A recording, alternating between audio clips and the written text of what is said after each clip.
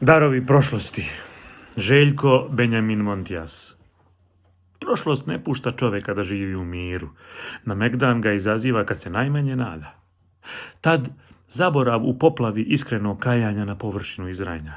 Ljudsko lice bledi u nesanim noćima. Mamurna grimasa budi čovjeka iz nedosanjanih snova. Budi ga sa pospanim i sa zatvorenim očima.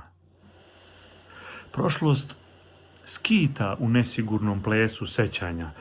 O zaboravu u osami sam sebi u lice besediš dlanovima, vlažnu znojavu kosu zalizuješ, izgovor i utjehu za greške u prošlosti pomirljivo izmišljaš.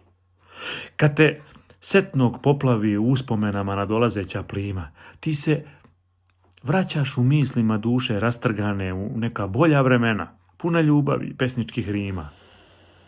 U prošlosti ti dušom svojom prolaziš kroz mesta gdje si srećan bio, gdje lekovite vode šume sa visokih planina, gdje trag tvojih stopa i uspomena obasjava neka čudna, svetla i puna mesečina. U nemirnim talasima te svemoguće plime uspomena ti se najsjajnije sećaš svoje mladosti, deo, preznojavaš se uzbuđeno, tada bezbroj puta i sa tim osjećajem osvetlavaš svoj novi život ceo. Crno-bele slike prošlosti, one poparane i loše, boje tvoj život, a ti uporno pokušavaš da ih lako zaboraviš i da ih na silu pod tepih preboliš i podmetneš.